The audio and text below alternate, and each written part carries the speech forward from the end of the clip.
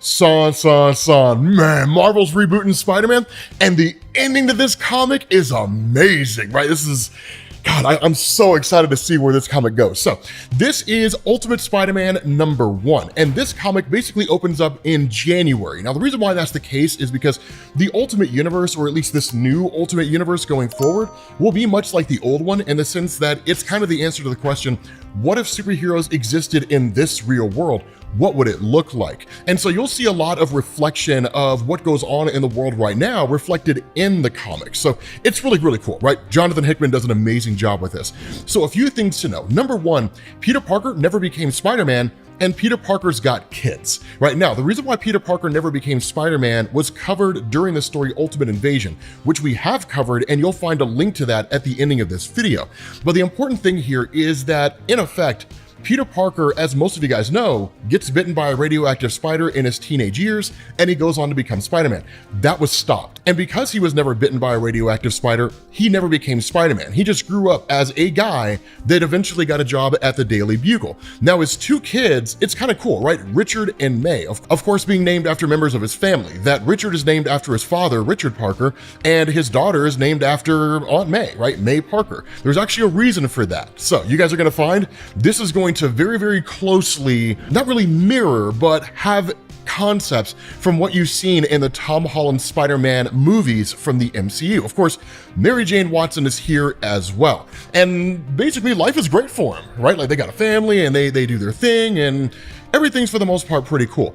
But what ends up happening, and one of the things that I want you guys to notice here, is that there's this kind of ball that May Parker has in her possession, right? It almost looks like a crystal ball. Now, of course, Peter Parker takes that away and says, that's not a toy.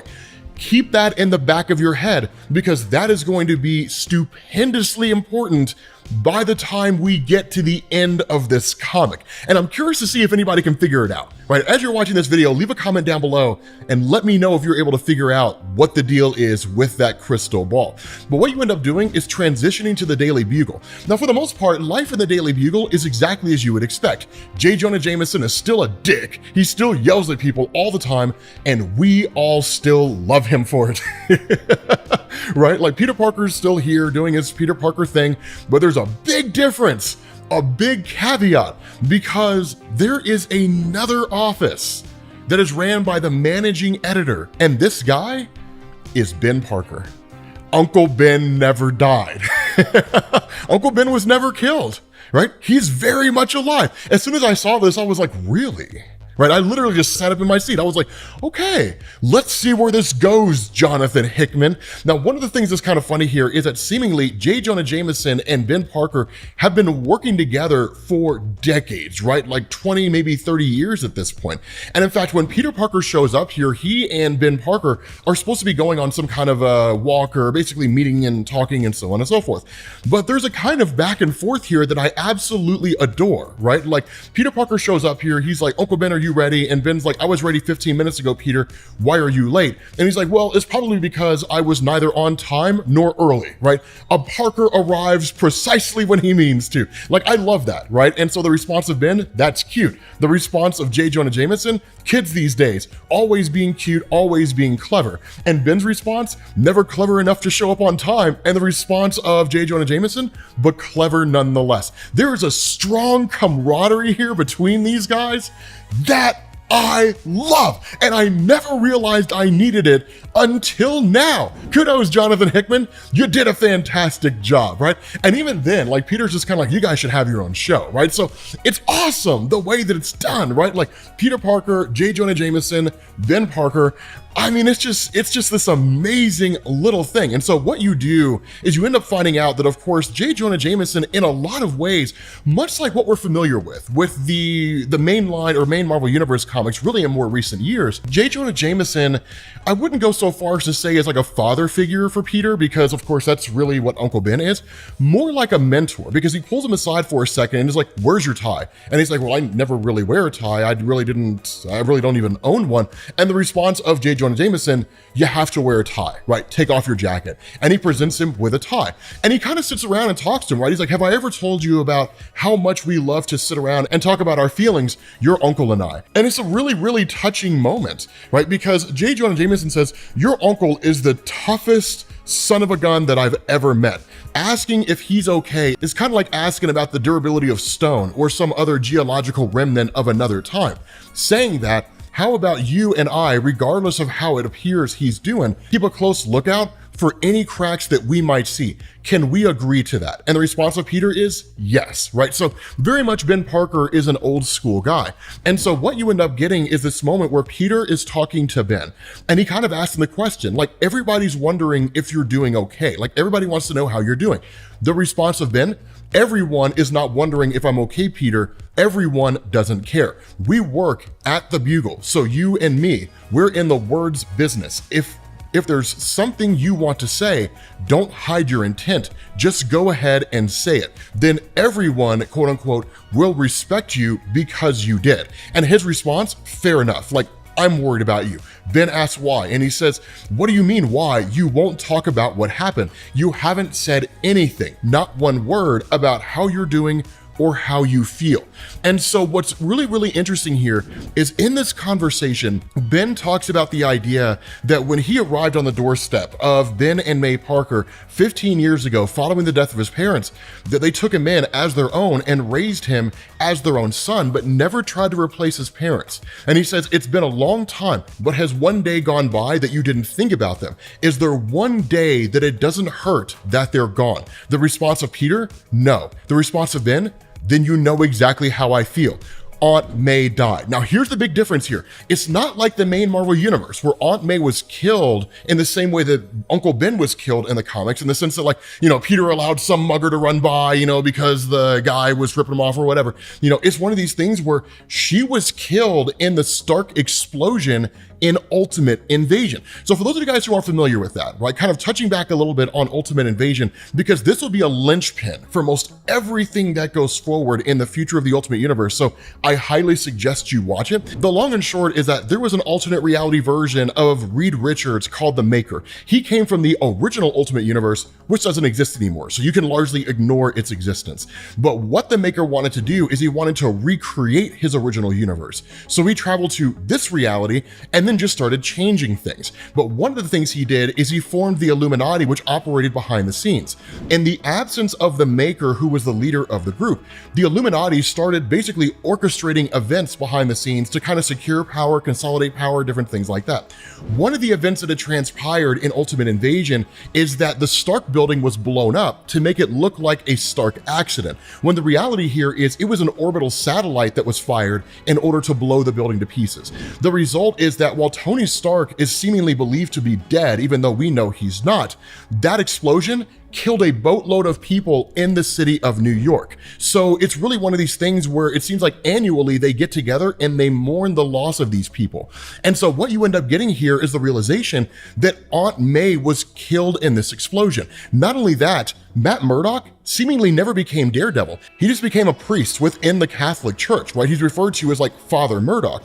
And so while he gives this speech to everybody and explains everything that's going on, or at least kind of talking about the loss, but for the most part also kind of ties it to Ultimate Invasion for us as the reader, that he actually says there is a person here who wants to speak. The people that he lost here were Emily and Norman Osborn. This is their son, Harry. So Norman Osborn, the Green Goblin, he's dead, gone. He's not in the picture anymore, right? He was killed as well. But something that I want you to notice as Harry stands up and he makes this speech, right? The idea that they come together and he says, we gather here every year in order to honor the lives of those who were lost, right? To remind them that we love them and to remind ourselves that as a city, we will endure, right? But he says, it's just not enough. And I'm not sure any of us would be expected to live with it.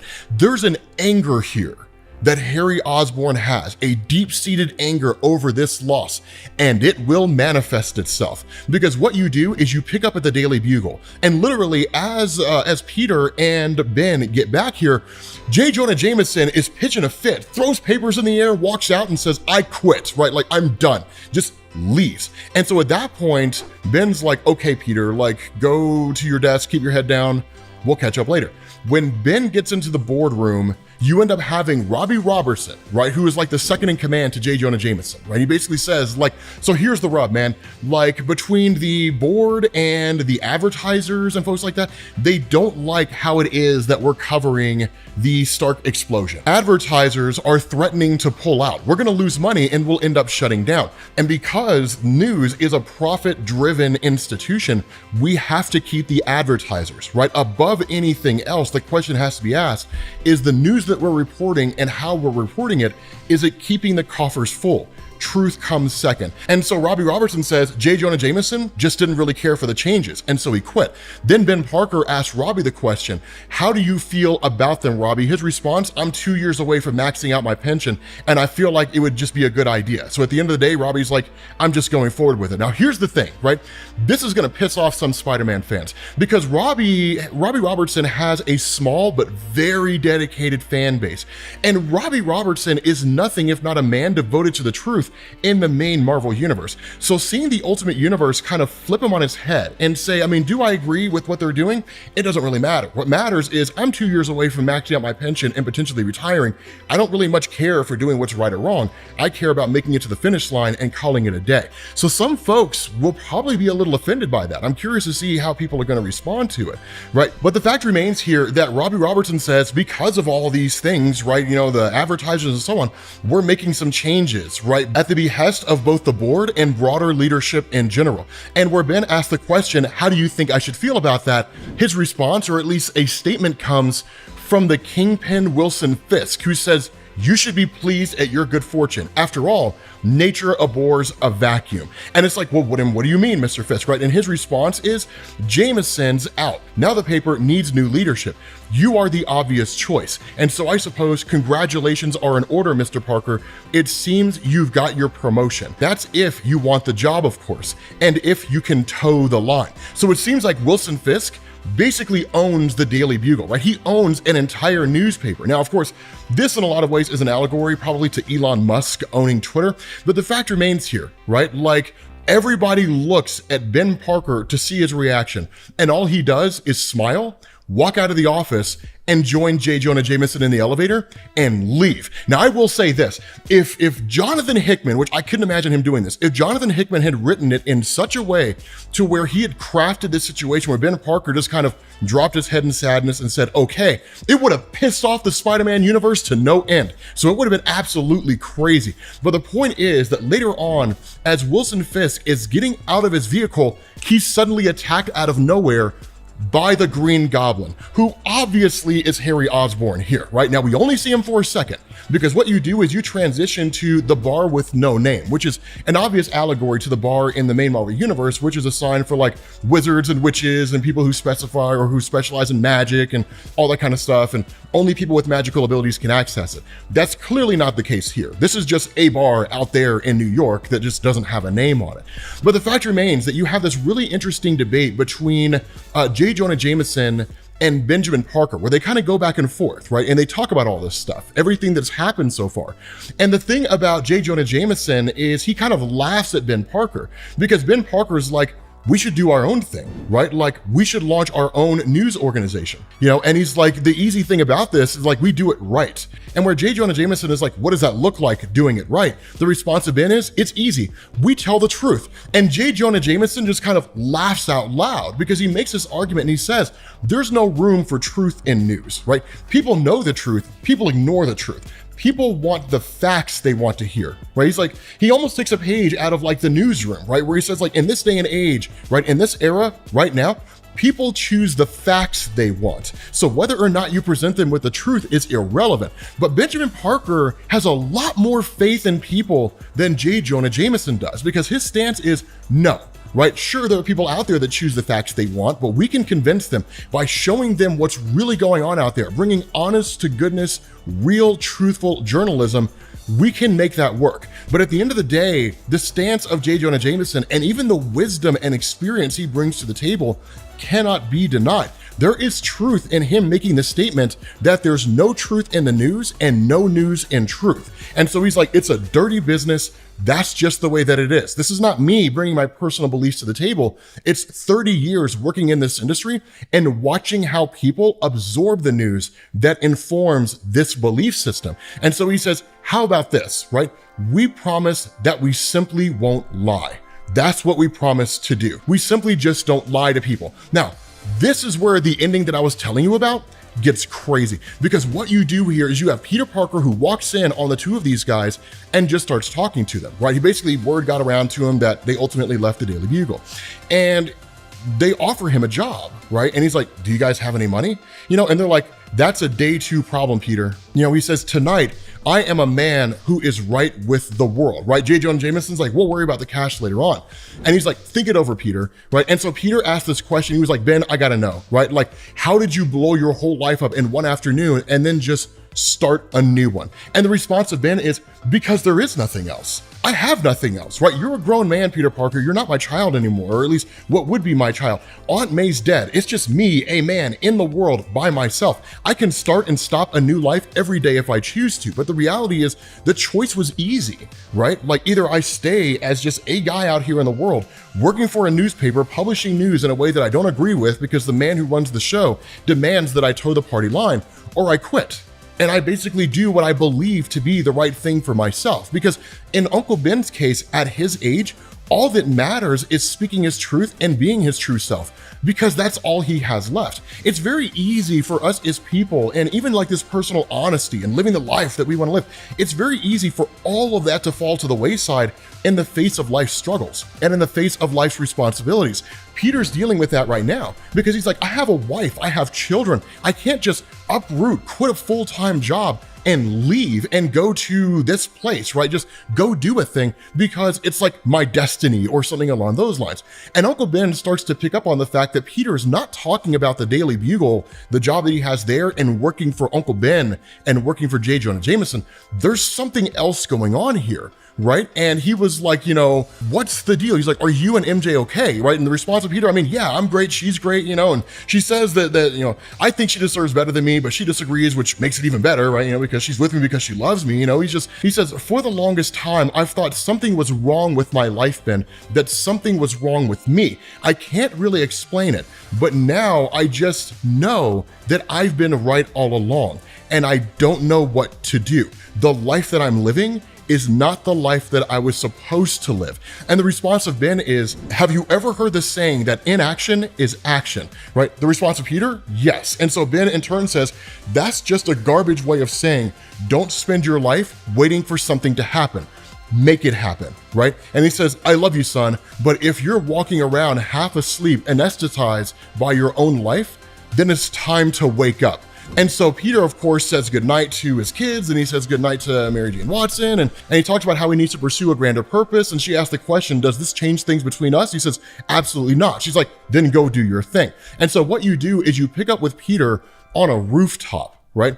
And he's holding this crystal ball in his hand. And what it does is it jumps back to the night before, right? Before this comic picked up, right? And you get this message, right? This is for Peter Parker, right? And he says, hello, if this has gone as I'd hoped, I am speaking with Peter Parker. It's Tony Stark Iron Man, or at least a holographic projection of him. And he says, my name is Tony Stark. And while it's likely that you know my father's name, you've probably never heard of me. Now, of course, because Tony Stark was blamed for the explosion in New York, everybody knows his name, right? And he says, I'm sending this to you from 6 months into the future. There was an attempt on my and my companions' lives, and we only had seconds to escape before the orbital platform fired. And that's when Peter's like, wait, we never heard anything about an orbital platform firing at the building, right? So that's when he starts to realize he's only got half the equation here. And so Tony continues on and he says, so we went to the only safe place that I could think of. And he says, I'm sorry I can't be more specific than I'm about to be, but we have to be careful because this world is more complicated and dangerous than you could ever believe. And there's a component of faith to this that frankly is unavoidable. And he says, all I ask is that you please listen carefully. And he says, inside this, right, this ball that he has in his hand is a Picotech stealth suit to mask your identity and a bioorganic catalyst necessary for you to undergo a post-human transformation. And Peter, of course, flabbergasted, says, what in the world is this supposed to mean? The response of Iron Man, 20 years ago, you were supposed to be bitten by a radioactive spider. This would have given you amazing powers, and with them, you would have become one of Earth's most prominent superheroes. Instead, a great evil traveled through time and erased almost all the heroes of this world from existence. You were one of them. He did this so that he and his confederates, i.e. the Illuminati, could treat Earth as a kind of experiment, an exercise in creating a society that could be perfectly directed and controlled. I am repeating this with 6 others like you, and in 6 months, if I've done this correctly, I will exit this room to find an Earth that has regained its heroes, and together we will free the world. It is my greatest hope that you are among our number. And of course, he says, you are supposed to have a different life, Peter Parker. You are supposed to protect the innocent, save lives, and inspire the citizens of this world to be their best selves. And instead, all of that was taken from you. So what it does is it jumps to this current moment right now, right? Because Peter's kind of flashing back between this, when the last thing that Iron Man asked him is, do you want that life back, right? This ball, this crystal ball opens up in his hands. And when it does, a smaller ball comes out. And what he finds here is a little tube with a radioactive spider, the exact spider that was supposed to bite him. And he kind of recollects on this idea, Uncle Ben telling him, if you believe that you've been anesthetized by your own life, it's time to wake up. The response of MJ, if you believe you're meant for a greater destiny, then go and get it. And so Peter Parker takes the spider out of the vial, puts it on his hand, and finds himself bitten, and officially becomes Spider-Man. This opens up with Spider-Man basically learning about his new powers. Because remember, like, Peter Parker just became Spider-Man. And as he's going through, he does kind of muse to himself a little bit about how strong he is, how agile and fast he is, all that kind of stuff. But in the midst of him kind of figuring out what his greater role is, he ends up coming across this guy who's breaking into a bank. Now, the funny thing is it shows the inexperience of Peter, and this is where him not pulling his punches, where he just doesn't hold back, this is where it's all gonna come to a head. Because what goes on here is that as they're talking, this guy's just kind of like, so who are you supposed to be, right? And Peter's like, yeah, I don't really know. Like, I don't really have a name for myself or anything like that. And maybe I should, like, you know, develop a name of some kind, something along those lines. And he's just kind of like, have you ever done this before? Or is this like your first time? And he's kind of making fun of him, right? You know, he's like, Peter's like, I mean, it's my first time ever doing this. And the guy's like, you know what? You're a natural. And you're probably right. Me breaking into this bank in the middle of the night, this is clearly a bad idea. This is definitely something that I don't really need to be doing. So you know what? You've helped me understand the error of my ways. I owe you, right? So he reaches out his hand to shake. And Spider-Man's like, dude, I appreciate it, man. Like, what's your name? And he's like, just call me the Shocker. And then just like blasts Peter Parker and just sends him flying across the skyline. And so what you do is you pick up later on when Peter Parker is all back out there again, and he comes across the Shocker breaking into yet another bank. Now, this time he's a little more prepared than he was, because he's aware of what the Shocker's capable of, that this guy in a lot of ways just kind of would trick him or something along those lines. And he even kind of breaks into his little quips, the sort of things that we're normally familiar with. But he's lulled into this false sense of security yet again when the two of them start fighting. Now, he does start firing off his webbing and different things like that, and of course, you know, incapacitating this guy. But where things become interesting is when he goes to just like punch him and just absolutely shatters this guy's bones, right? Like shatters his ribs. And he's just kind of like, dude, like, you absolutely broke my ribs, man. Like, what's your problem? And he starts begging, and he's like, it's my wife, man. She's dying. We don't have any money, and so we can't pay for any of the treatments that she needs. She needs this, so I don't have any other choice. What would you do if you were in my shoes? And Peter's like, oh my God, man, I'm so sorry. I'm so sorry. He's like, wait a minute, is any of that true? And he's like, what do you think? And then he blasts Peter Parker again. I absolutely love this. Now, the cool thing here is this whole exchange between Peter and like the Shocker is being overseen by the Green Goblin, watching all of this happen, which for the most part we know is Harry Osborn because Norman Osborn died. Again, there is the Ultimate Invasion playlist that you'll see at the end of this video. This is where you learn about how everything went down, but in essence, Tony Stark is blamed for just the deaths of so many people throughout the whole city of New York due to an attack that was not actually orchestrated by Tony Stark. It just looks like it was. But here's the funny thing, right? This is something that I want to talk about here for a second. The idea of Peter Parker pulling his punches, that is a relatively novel concept. It's relatively new, and you've only really seen it a couple times. The most obvious instance of this was in Superior Spider-Man, and that's where you really learned that Peter Parker was pulling his punches all this time. Because in Superior Spider-Man, Dr. Octopus gained the body or took over the body of Peter Parker. He got into a fight with Matt Gargan, the Scorpion, who had the Venom suit at that point in time.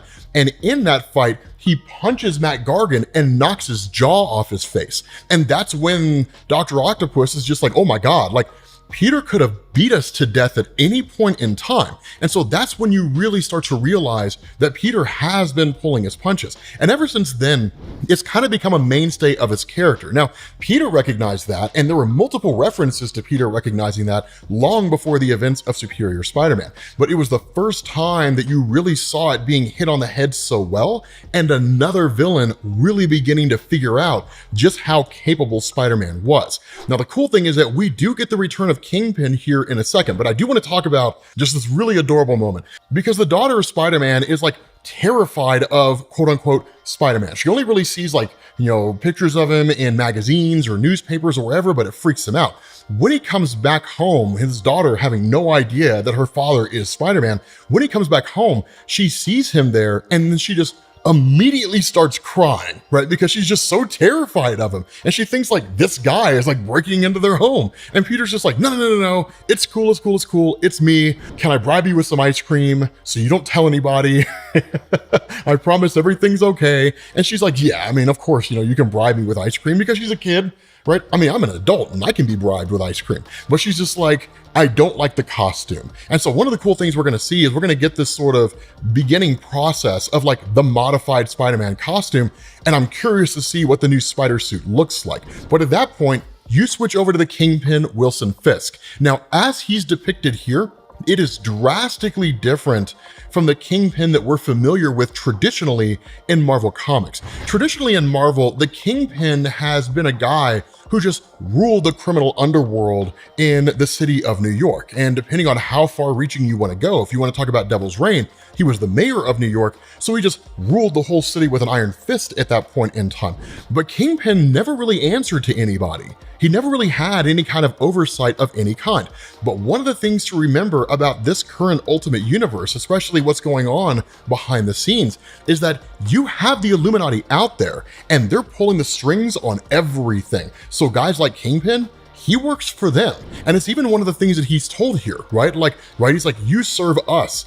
Myself and my fellow partners, we have divided this world amongst us. And after that, we have divided it further and gifted people like you your little kingdoms. And so you get to play king, Mr. Fisk, for as long as you can hold on to your kingdom. But the bigger kicker that's going on here, and really the bigger talking point that's taking place here, is that the Green Goblin, while it's happened off panel, he's attacked the Kingpin 3 times in 3 weeks. And so there's obviously guys out there trying to bring him down. Now, how capable Wilson Fisk will prove himself to be in Ultimate Spider-Man, only time will tell. So we don't really know how capable he's going to be in comparison to like his main Marvel Universe counterpart. Is he going to be as strong? Is he going to be as like authoritative? We're not 100% sure, but I am excited to see what it is that he's capable of. But again, switching to Peter Parker, when he gets back home, he says, so in the last few days, I've not only managed to get my butt kicked twice, but I also accidentally revealed my secret identity to my kid. Worse than that, I scared her. And he's like, not good, Peter, not good at all. Face it, you might not be cut out for this. But this is where you start to get this modification, because his daughter draws a picture of a spider and says, I drew a picture of a spider. I hope you like it. You're the best, love, May. So obviously this is going to be the basis for the new Spider-Man suit that Peter Parker is going to be getting. But it's a cool thing here, because what I love about all of this is despite the fact that Peter Parker is clearly in his like 30s, if not potentially his early 40s at this point, although he doesn't really have enough gray hair to be in his early 40s, he's still kind of figuring out how all this comes together. But one thing to remember, behind the scenes of all of this is Tony Stark in the future sending projections of himself into the past and contacting various people who were supposed to be superheroes. Why? Because as we talked about, the Maker, an evil version of Reed Richards, had previously come to this universe and changed everybody's origin stories, so they never really became superheroes at all. Thor was locked away, although he's currently with, Dr. Doom and Tony Stark out in the far-flung future, but like Captain America's frozen in ice, there doesn't appear to be like a Hawkeye, there's no Black Widow, right? The Green Goblin's Harry Osborn, which is kind of cool, but the Avengers in the traditional sense don't exist. We don't really know what's going on with the X-Men. We won't know until their comic drops. Black Panther is at war with like the Moon Knights. So again, it's a crazy, crazy situation going on. But Peter will eventually become a part of the Avengers. He will eventually become a superhero functioning on a team. We just don't know exactly how it's going to look. The most important question that I'm seeing people asking in the comments is, when do we get Miles Morales? Or are we even going to get him at all? But this kind of opens up, right, with Spider-Man and Mary Jane Watson and their 2 kids. Because remember, this takes place in the Ultimate Universe, not the main Marvel Universe. And so as Mary Jane and Richard, they kind of go off for the day to do their own things, and he's getting a new pair of shoes, which is dope. Better come back with some Jordans. You have Peter Parker and his daughter who go out and start working on suits. Now, the reason why is because if you guys saw the last video that we did, and we're only like 3 in, so there'll be a playlist at the end of this for you to get caught up, she didn't like the idea of him having an all-black suit. It made him look more scary than like inspiring or hopeful or anything like that. So the result of this is that she kind of came up with a kid's mock-up, right? I mean, she's what, like 7 years old, right? So I mean, she did like a general mock-up, but it gave Peter the idea that he should create a Spider-Man suit that is more in line with what he hopes to be, right? To inspire people, to also have a little bit of personality thrown in there, and to be fun. And so the first thing he does is he takes the all-black suit and basically puts webbing on it, right? Basically the Venom suit from back in the day. And of course, right off the bat, she's just kind of like, I mean, it looks a little too scary, right? Like I'm not really feeling this, right? So the next thing he does is go into like a modified version of the Ben Reilly suit, which I like, man. I'll be honest, man. I think it's dope. Like, I really like this modified Ben Reilly suit. And he asks her, like, does the suit like this work, right? It's less scary and it's more cool and it's red. She's like, I do like the red, but it's not cool at all. Like, at all. You're so old. So I guess that makes me old because, honestly, I think it's cool. So then he transitions into another suit and it's kind of like, I mean, maybe add some blue and bring back the webs. So he does that, right? He creates an all blue variant of like the Venom suit, which I think that one debuted in PS5, but maybe it debuted in the Fantastic Four. I don't remember, right? My knowledge on Spider-Man suits is murky at best, right? But the thing here is that ultimately they settle on the classic Spider-Man suit. So it is cool, right? It is awesome to see him just kind of running around as Ultimate Spider-Man. Now, at that point, you pick up with J. Jonah Jameson and Uncle Ben, because remember, in the Ultimate Universe, Uncle Ben is alive, right? Like, he's kind of doing his thing. More so than that, Uncle Ben and J. Jonah Jameson are actually working together as reporters. They worked at the Daily Bugle and they quit because they believed the Daily Bugle was corrupt, which it was. It was taken over by the Kingpin, right? So Kingpin Wilson Fisk is running a news organization. You can only imagine the news coming out of that place, right? And so they end up finding what is in effect like their new office, which is kind of a dump. Right, but they don't have a whole lot of money to work with. If I'm a betting man, if I'm being honest, I feel like they're going to end up going with the name Frontline. I'm not 100% sure if that's true or not, but Frontline's kind of been a popular thing for a while. It was Ben Urich's thing, and I think it was Sally Floyd? I don't remember what her name was. It was their thing. But the fact is, right, like they're launching a new news organization that's designed to be more honest with the person who's reading the news. Now, of course, Peter Parker shows up, and this gives us insight into like how this whole thing is going to work, because Peter shows up with a bonsai tree from Mary Jane, and he's like, wow, man, this place is kind of rough, but Mary J presents a bonsai tree because, it'll liven the place up, which, as anybody who's ever had their first apartment will tell you, yeah, like everybody's first apartment is rough. My first apartment had no air conditioning, and the heating just kept going out. So literally I would come home in the middle of winter at 35 degrees. That is not the point. The point here is this, right? Like what you get here is a kind of quid pro quo. And news organizations, I imagine, do that. Of course, sources do that. Sources are ambiguous. The idea here is that Peter still works at the Daily Bugle. So what he can do is feed information to Uncle Ben and to J. Jonah Jameson as a quote-unquote anonymous source.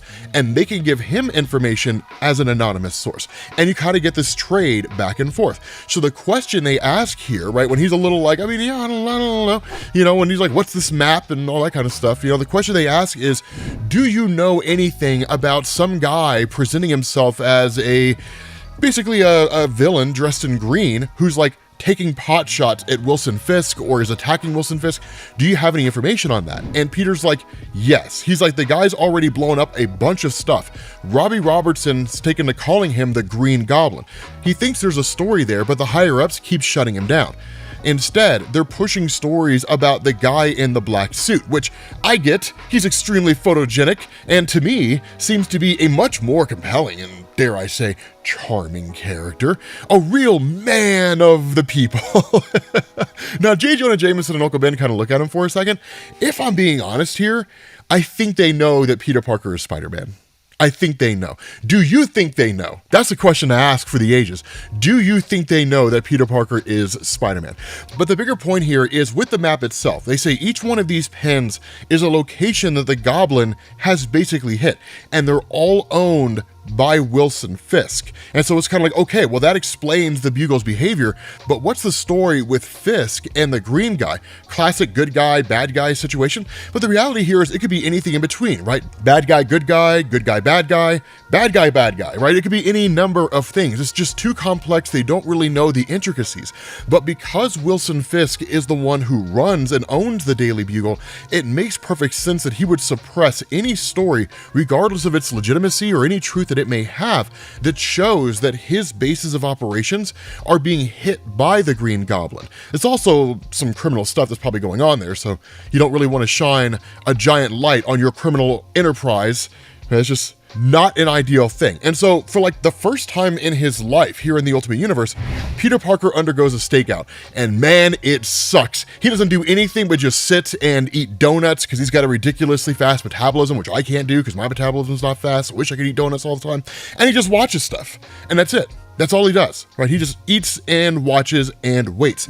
But then finally, this kind of fight takes place, right, between the Green Goblin and Bullseye. Now, here's the kicker about the Ultimate Universe. For those of you guys who never followed our coverage of Ultimate Invasion, this is not just a alternate reality where it's like, what if Marvel existed in the real world? What the MCU is essentially based off of.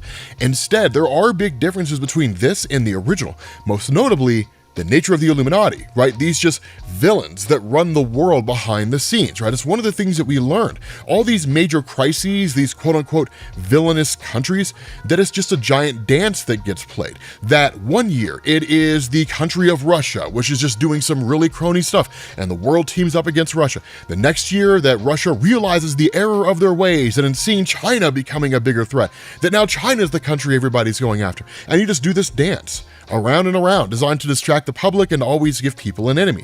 What's going on here with Bullseye is exactly that. Bullseye literally works directly for the Illuminati, and that Wilson Fisk Kingpin, he's a stooge. He was put there by the Illuminati themselves. The question is, what happens when he breaks free of their control? But notice this, the Green Goblin is not a straight villain in the traditional sense, right? Like, he doesn't really laugh, and he doesn't have like the kind of Joker-esque vibes that you're normally used to, and in fact, we'll figure out what this guy's about later on. But the fight's pretty intense and pretty extreme. And in fact, I don't think I've ever loved Bullseye more than I love him right now.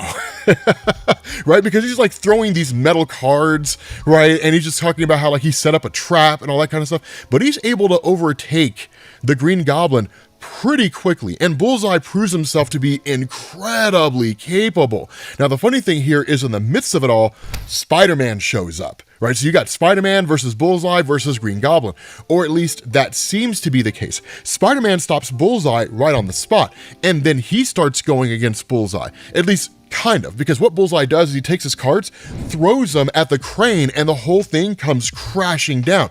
Now, of course, it lands on Peter Parker, and then in turn, like, the Green Goblin shows up, attacks Bullseye, and then Bullseye throws his cards right back at the Green Goblin, and, like, almost incapacitates this guy on the spot. It kind of does, right? Like, he says, I tell you to make your peace, but that is not how this is gonna go. And the response of him is, it's a real shame. And he's like, what? And he's like, a predator like you, not recognizing a trap, even though you walked right into it. In effect, it was kind of a unspoken trap, right? That, like, you kind of have the Green Goblin that would sort of play possum, right? And that would give Spider-Man a chance to recover, remove himself from the rubble, and then basically knock out Bullseye. Now, here's where things get really interesting, because Spider-Man and Green Goblin are mortal enemies in Marvel Comics. Some would argue Green Goblin is the greatest villain of Spider-Man. I would say it's Venom. But the fact is, right, Green Goblin asks him, are you okay? The response to Spider, yeah, like, I think so. And he's like, thanks for the helping hand. I was not expecting to need it, but I certainly did.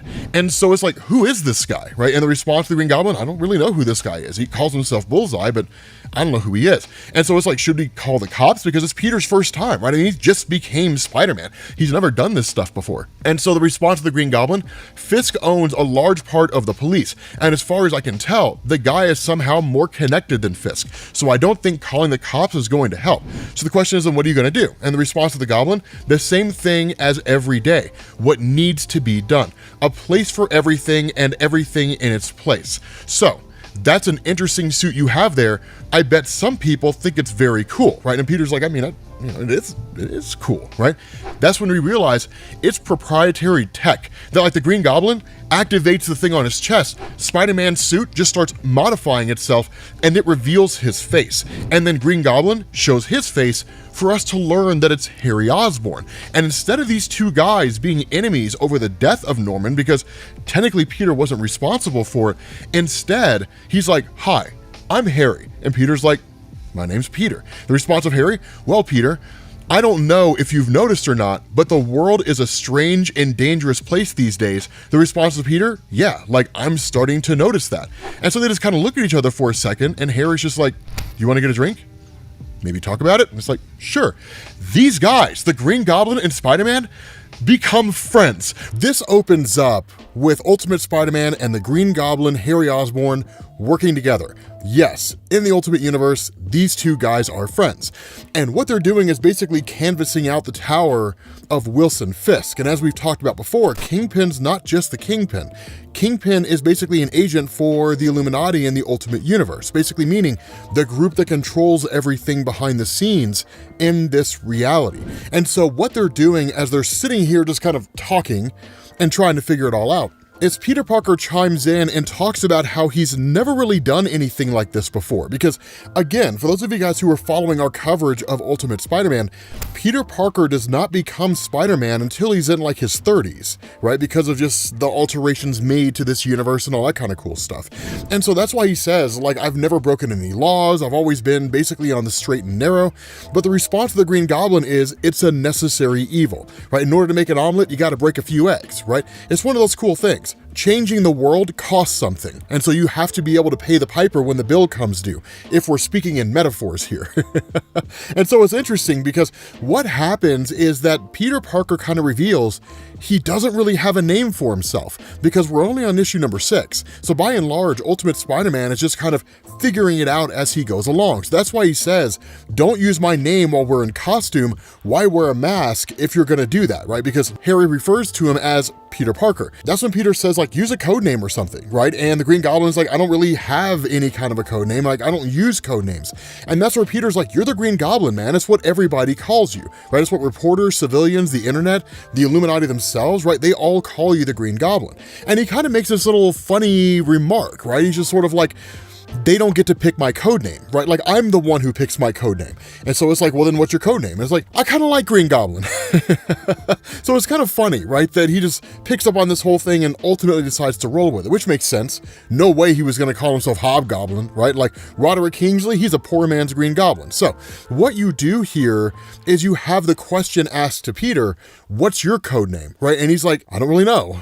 I haven't really given it any thought. Like, I have no clue what it's supposed to be. But the two of them basically bust into the home of the Kingpin. Now, one of the cool things about Wilson Fisk in the Ultimate Universe is that he's very similar to his character in the main Marvel Universe. The big difference between the two is that in the main Marvel Universe, Wilson Fisk answers to no one. He's like the hobbits in Return of the King, right? Like, they're like the hobbits from Harry Potter when Merlin says, "My friends, you bow to no one." And I know I've pissed off everybody in the lore of Lord of the Rings right now.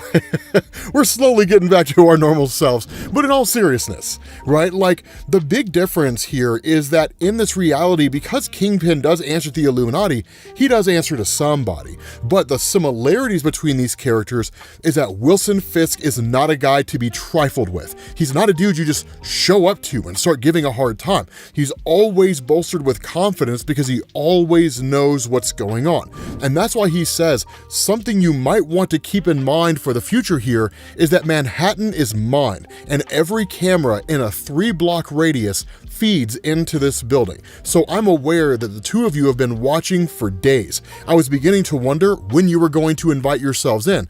I was beginning to think I was going to have to do it myself. He doesn't really take them seriously. And it's not because of the fact that they're not serious threats. It's because Kingpin is just that significant of a character, right? If you are a god, you do not concern yourself with the ongoings of a single group of people on a single planet in an infinitely expanding universe. It makes no tangible sense. And Kingpin views himself and even operates much the same way. And so that's where he asks him, like, now that you're here, what are you looking for? And so that's where the Green Goblin kind of steps in and says, like, we know everything that's going on here, right? We know that, yes, you control the entirety of Manhattan, Hell's Kitchen, all that area, but we also know that you're working for somebody else. So we want to know who it is you're working for, who's pulling the strings behind all of this. Now, as capable as the Kingpin is, he's in no rush to reveal this information, but the reasons behind it are even now still a little murky,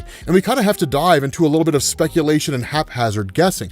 We could simply just say it's because Kingpin doesn't want to. We could say that it's because Kingpin is afraid of the Illuminati, how quickly they would destroy him if they realized that he had turned on them. There's any number of possibilities at play here. It's most likely some combination of both, but the inner workings of Kingpin's mind on that level have not been fully brought to bear, because there have kind of been back and forths over the course of the Ultimate Spider-Man run, where he does report to the Illuminati, he hates them, but he also enjoys the power they provide him. So again, it's a little back and forth and back and forth. But when the Green Goblin reveals that the reason why he has all this information is because he had effectively tortured the assassin of the Kingpin, then Kingpin's just kind of like, huh, well, I guess he wasn't really my guy, right? If you want to get something done, might as well do it yourself. And that's where Spider-Man's spider sense kicks in and he realizes it's a trap, right? Like, just this whole enclosure comes crashing down on him. And like that, Kingpin sends the table flying over, immediately goes after the Green Goblin. Spider-Man does jump in and he is able to kind of offer assistance a little bit, but at the end of the day, he's getting crushed, right? Because he's kind of a good guy going into a world that he doesn't fully understand. Peter Parker is not naive by any standard of measurement, but he's getting into a fight with a guy that has no moral compass, that will do whatever it takes in order to win. Borrow, steal, and kill. Probably not beg. I have a hard time seeing Kingpin do that, but Kingpin has no scruples with killing people if it means getting them out of the way in order to achieve his goal. So it's kind of one of these uphill battles that Peter Parker's fighting here. And that's where he's like, you could have killed this guy. And the response of Kingpin, that is the idea. And it throws Spider-Man off guard because it's just not something he's readily familiar with. Now, of course, Green Goblin is ridiculously capable. And I will still say to this day, and I don't care whether or not anybody agrees with me or not, Harry Osborn in the Sam Raimi Spider-Man movies was a better Green Goblin than Norman Osborn. He was just far more enjoyable to watch, and the fights were better, right? But still, like, it's very similar to that, right? Just from this whole thing. He's just kind of like, you keep playing a dangerous game, Mr. Fisk, right? There's still time for you to reconsider, and throws one of his bombs at him. Now, the cool thing is that Wilson Fisk just kind of reveals he's undergone a bit of personal work. Basically, augmentation. He's stronger, he's faster, he's more capable than anybody expected him to be. And it's a cool thing because not even Harry saw it coming, right? Like, he literally spears Harry and then just starts trashing this guy, right? Just absolutely pummeling him. And he's just like, oh my God, right? And this is one of the coolest moments that goes on here because Kingpin says, God, don't you understand the world that you live in? There's no one listening, no one to save you. You're all alone and it's all over. Now, of course, Spider-Man jumps in, does what Spider-Man does, right? He's kind of like, alone? Did you really forget that I was here in this like red outfit? Now, this is kind of a cool thing because for those of you guys who are new to the Spider-Man mythos, for years and years in Marvel Comics, as far as I'm aware, and I can't speak to this as an absolute truth, I'm not all-knowing about Spider-Man, but as I understand it, no one really knew why Spider-Man made jokes when it came to fights, outside of the fact that it was just kind of a core part of his character. There is a story called Spider-Man Renew Your Vows, where Spider-Man explains why he jokes all the time. And he says the reason for that is because it makes his villains think he's not taking them seriously. And so what ends up going on is Kingpin doesn't take the bait because it's one of the coolest things. It's awesome they keep that element with Peter Parker, but the reality here is that Kingpin was never one to fall prey to such simplistic goals and machinations by someone like Spider-Man. He's not your villain of the week. This guy is always 2 or 3 steps ahead. So when Spider-Man shows up and attacks the Kingpin smashes him into the ground, right? And the thing is, where Spider-Man was making these offhanded jokes, right? Like forgetting that I'm here, right? You're hurting my feelings. What does Kingpin say? I'm about to hurt a lot more than that, right? And just like crushes him. I mean, just absolutely trashes this guy. And so what ends up happening is Green Goblin realizes how out of their league they are. They can't beat this guy, right? Like within the span of a couple minutes, Kingpin has absolutely demolished both of them. So they do the only thing they can do. Green Goblin throws a bomb as a distraction, grabs a glider, grabs Peter Parker, and gets out of there as fast as humanly possible. They're forced to retreat, right? They're literally forced to leave. It's amazing to see Spider-Man just get crushed like that. And so what you end up doing is picking up with him and his family, right? And it's one of these kind of things where he's sort of explaining why it is that his black eye was injured. One of the things that we skipped over in the beginning of the story was him actually sitting down with his family and explaining this. I figured it'd just be easier to just kind of say, he's talking to his family and here's why, right? Once we got to that segment. But one of the cool things that goes on is that Mary Jane Watson did not know that Peter Parker was Spider-Man, and neither did his son. His daughter May knew because she just kind of stumbled across it, and she was the one that helped him to design his costume. But what goes on here is twofold, right? And it's one of the funniest things that happens here. Number one, the kids are sent to bed, right? Because it's kind of like, hey, we're safe, everything's cool, nobody's gonna come after us. Obviously, it's an ominous statement. Obviously, they're gonna figure out that Peter Parker's Spider-Man, and they're gonna start gunning for him. But then he gets into the bedroom with Mary Jane Watson. Now, let's be honest, ladies and gentlemen, y'all know what's coming. Y'all know what's about to happen, man.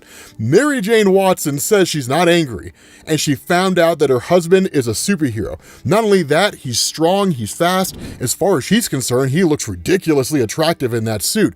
So what ends up going on? Spider-Man starts clapping those cheeks, but before he does, they go on a bit of a ride across the city, which is kind of cool. But they have this kind of conversation about like what his code name should be. And MJ even says, like, you really do need a code name.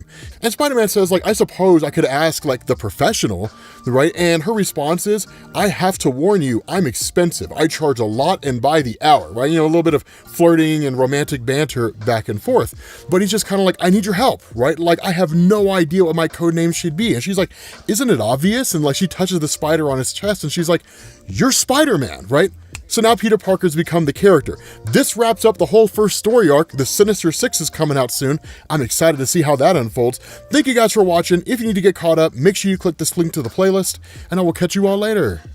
Peace.